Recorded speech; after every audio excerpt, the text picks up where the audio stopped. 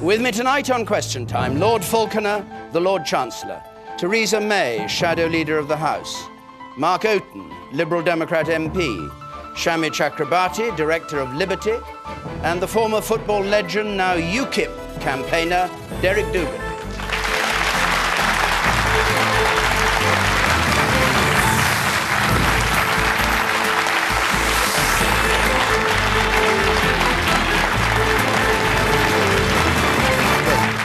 Well, good evening. Good evening. Welcome to you to Question Time in Sheffield. And can you comment on what Shami said about things are going on behind the scenes? Is the Prime Minister pressuring the President of the United States? No, I won't. But I have made clear what the government's position is. We have spoken privately to our closest ally, and we have made public what we think as well. Well, I just don't think that's acceptable enough. I think on an issue like this, the government should have the courage, and Blair should have the courage to talk publicly and openly and criticise this country for what they're doing in America. This is a country that seems to think that it can just bypass all of international law. Yep. It doesn't make its United Nations contributions. It ignores most of the environmental measures. And it actually decides it will just go to war with countries and bypass the normal ways in which we do this. And frankly, if we do have this special relationship, it shouldn't be a cosy chat behind the scenes. We should have the courage to get out there and say that this country needs to get itself in order, and it is totally unacceptable. I think...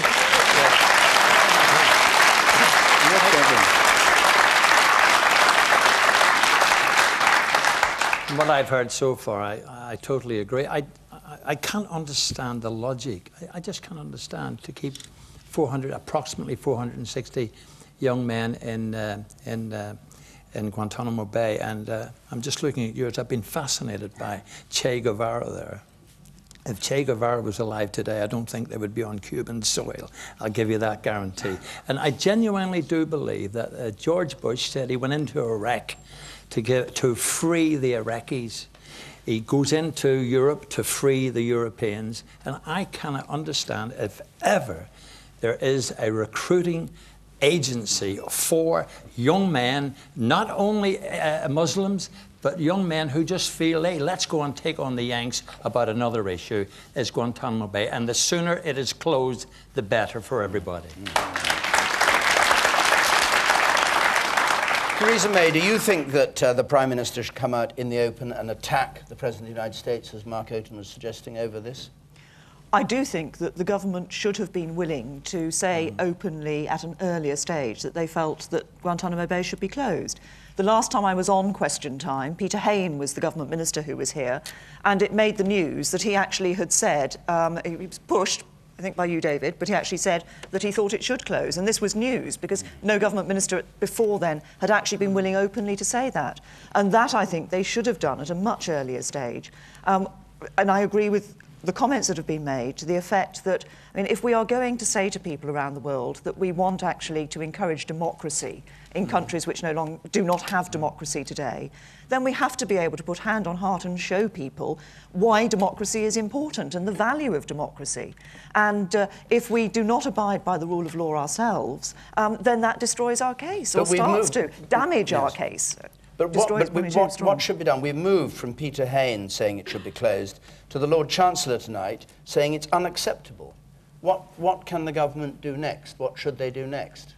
Well, they're now making the public statements. I assume, as has been said, that they are now have been discussing this behind the scenes with the Americans. But I think they just have to keep pressing their view on this. Okay. The woman in the third row there, please. Myself. Yes. I just find it funny that politicians are now, after 4.5 years, feeling more comfortable making comments about Guantanamo Bay, whereas not many public statements were made when Guantanamo Bay first started off, and I find that politicians are often more swayed about public opinion and the press rather than dealing with the situation as they occur. What's the point of now pointing out to international laws, etc., and human rights after these people have been in prisons for 4.5 years? There's still a point, why are we discussing this now? All right, Lord Chancellor, would you like to answer? I think that's a fair point, and I think what you see is all of the politicians now, as day after day after day goes by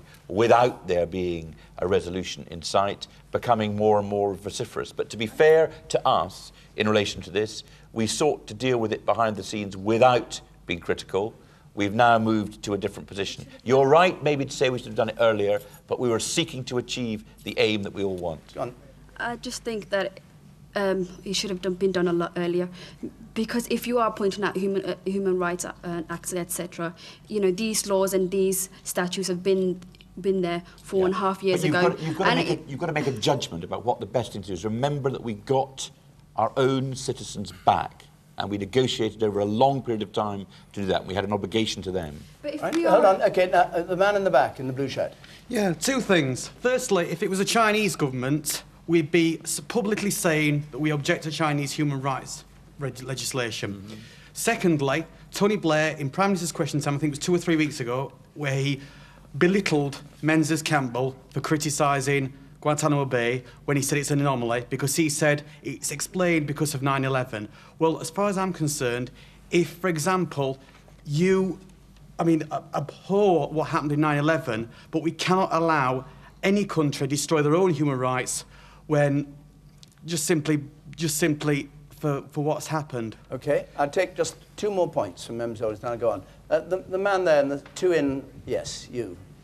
Yes, briefly, if you would. Is it not foolish to concentrate on Guantanamo Bay being a sort of injustice when we're supporting rendition flights? Well, we did in the past, and that seems to undermine our whole stance on that now. Okay, and the man in the blue shirt there. Have you turned up before? No, in the blue shirt on the aisle, you, sir, in the spectacles. I think that... Yeah. No, you. Aren't we just fooling ourselves, thinking that we can affect what the Americans do? They'll choose to close Guantanamo Bay when they want to. Right. Tony Blair will not affect anything one way or the other. The fact that there's elections in America in November, that's what's going to close Guantanamo Bay. Nothing to do with the British government. And after it's closed, what will they do with the 400? They will not return them to their countries. They will put them in another prison somewhere else. It's just they'll be out of the goldfish bowl. Okay, well, okay.